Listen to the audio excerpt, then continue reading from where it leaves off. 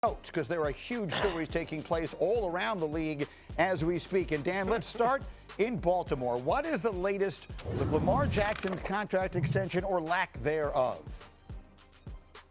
Lamar Jackson has 2 years left on his deal. His cap number goes up to $74.5 million this year. What the Ravens would like to do is extend his contract to help knock that cap number down. Now, if they can't do that, they have automatic conversion rights and they can add void years and knock the cap number down without his permission. Because Lamar Jackson does not use an agent, they don't really know exactly when they're going to be able to get him to commit to these kinds of talks. So the Ravens hope to get an extension done with Lamar, but right now the timing on that is in question. All right, Dan, how about the Bills? What is their offseason looking like?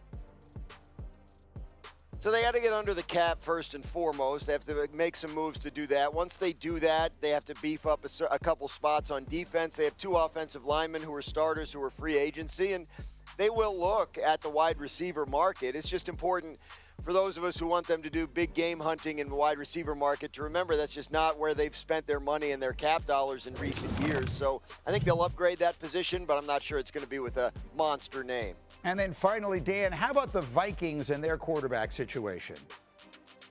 Yeah, Vikings, Greeny, not ready to give up on J.J. McCarthy just yet, but they're also not ready to sort of hand him the keys and anoint him the starter for 2026 after what happened last year. So look for them to try and add a veteran, particularly if you look at these guys, Kyler Murray, Geno Smith, if they get released by their current teams and are available for cheap, for veteran minimum deals. I think that's the kind of guy the Vikings have in mind that could come in and start and would get J.J. McCarthy's attention and would help give them, a little more time to evaluate whether J.J. McCarthy remains viable for the future without the pressure of having to play and win right now for him. All right, so let me bring my GM guys in on that part of the conversation. Louis Riddick, if you were running the Minnesota Vikings right now, would you be approaching this offseason as one where I need to get J.J. McCarthy's attention?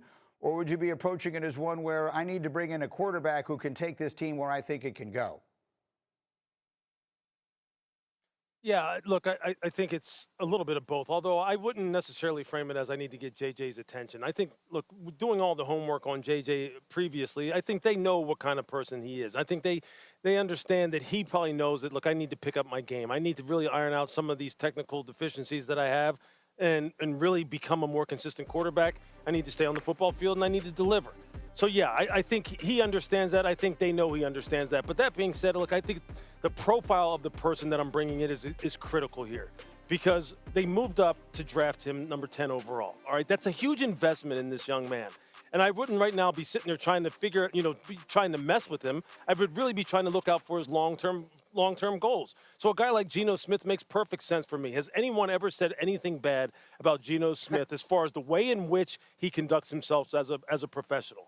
The way in which he has committed himself to the craft. You can argue about whether or not he's good enough to be a guy who's going to take you to the playoffs and beyond, but you cannot argue about his professionalism.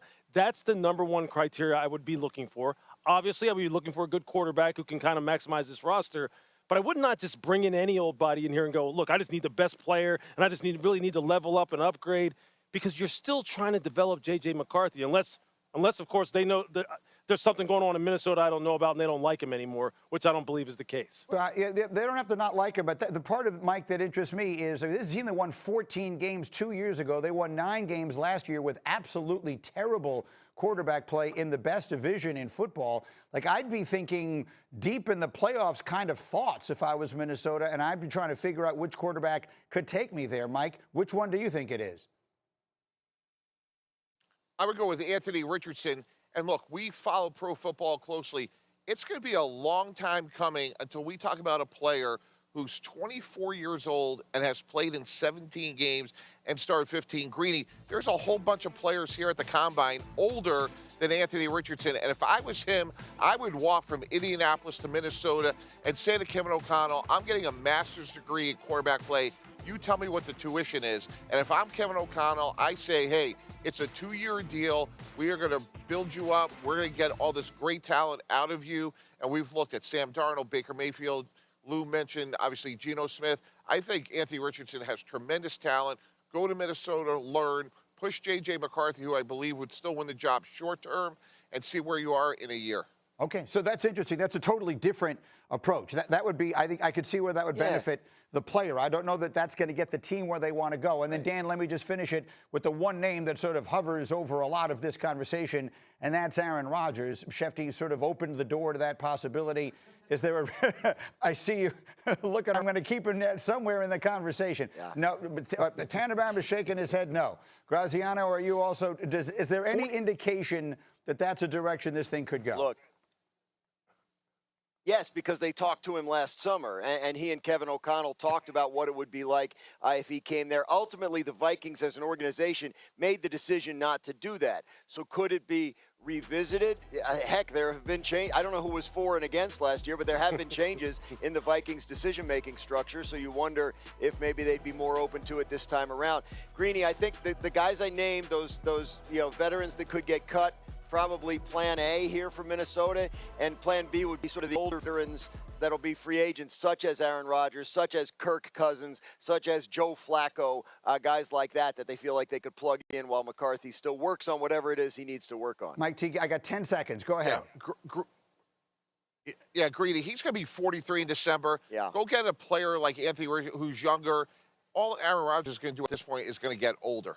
The one thing that we have said here, that's a certainty. The one thing with which no one can argue is that as time goes on, like all the rest of us, Aaron Rodgers is going to get older. The Colts have given quarterback Anthony Richardson permission to seek a trade. Louis Riddick, give me a first guess on what would be a good place for him to go.